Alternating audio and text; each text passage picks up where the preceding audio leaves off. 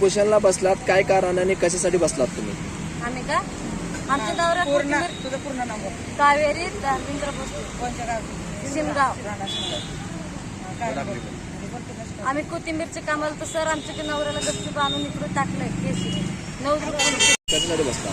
उपोषण बसायचं कारण हे आहे की सर यांचे मिस्टर धर्मेंद्र विलास भोसले यांना काय झालं, नळदुर्गमध्ये पहिले त्याच्या खोट्या गुन्ह्यात त्याला उचललं गेलं धर्मेंद्र भोसलेला.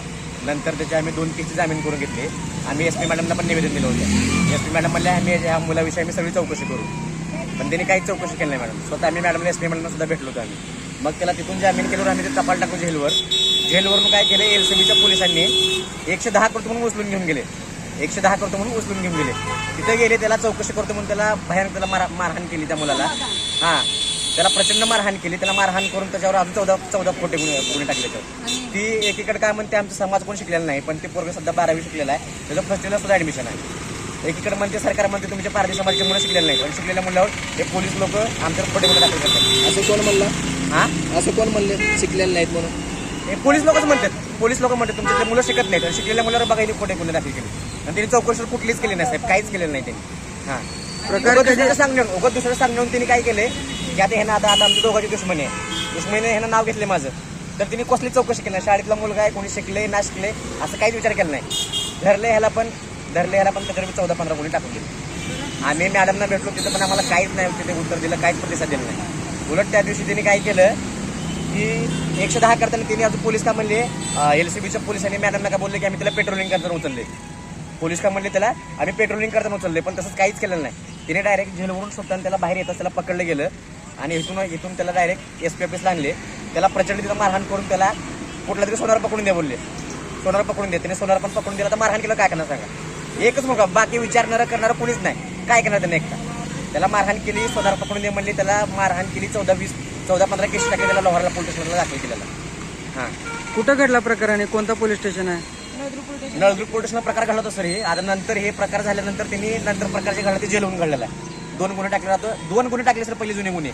नंतर त्याला जेलवरून उचललं गेलं, प्रचंड मारहाण केली त्याला दुसऱ्याला सांगण्याहून किंवा काही असू ते. किती दिवस झाले? आता त्याला 4-5 दिवस झाले सर. ठीक आहे, मग मागणी काय आहे नेमकी? मागणी त्याच्यावर सगळे केसेस जे आहेत शिकलेल्या मुलं त्याच्यावर सगळे केसेस रद्द व्हावं, आणि दुसऱ्याच्या सांगण्याहून वगैरे काहीच केसेस करू नये.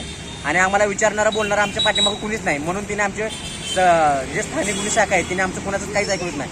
प्रत्येकाच्या घरी जा, त्यांचं घर तोड, त्यांचं काय पण कर, हे माणूस कुठे आहे, ते माणूस कुठे आहे. लेडीज लोकांना तर सुद्धा तिने काय करतात माहिती आहे का? आता लेडीज राहते घरात, त्यांच्या सगळ्या आता त्यांनी घरात राहते एकटे, त्यांच्या घरात जाऊन लेडीजची चौकशी कर, त्यांना काय घाण बोला, त्यांच्या घरात सगळं जाऊन अस्ताव्यस्त करा, सामान अस्ताव्यस्त करा, त्यांचे कपडे काढून त्यांनी सगळे त्यांना चेकिंग करा, त्यांचं सोनं काय आहे असलं प्रकार करतात. कोण केले?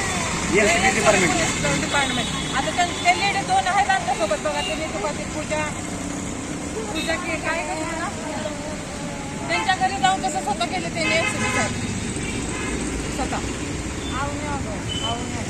पकडल्यावर साहेब ऐकून घ्या, तुमचं काय नाव? पकडल्यावर काय करायला पिलशीलवाले करंट देऊन फिरून करायला लावले साहेब. मुलाला कोणत्या मुलाला करंट द्यायला तर मुलावर सगळे गुन्हे तुम्ही रद्द करा, आणि आम्हाला योग्य ते नाही द्यावा. अथवा आम्ही इथून उठणारच नाही. अमरून नकोसन म्हणजे अमरून नकोसन, इथं आम्ही मरून पडू किंवा मरून जाऊ तरी आम्हाला किती दिवस नाही देणार, आम्हाला हेच बघायचं सर. आता त्यांचे लहान लहान लेकरं आहेत बघा, त्यांचे लहान लेकरं बघा, त्यांचे केवढे एवढं सुद्धा पोलिसांना द्या माहित नाही कोणत्या गोष्टी. निम्म्या त्यांना रात्री फक्त सोनार पाहिजे, आणि तिथला फक्त मुद्देमाल, त्यांच्या मुद्देमाल कशाचा मुद्देमाल काहीच करत नाही. त्यांना मुद्देमाल दे म्हणतात. जाऊन त्यांच्या घरी चौकशी पण केलं त्या लेडीज. शिकलेल्या मुलावर सुद्धा असले खोटे गुन्हे मला आमच्या सुशिक्षित होणार आहे का आमच्या समाजात केलं.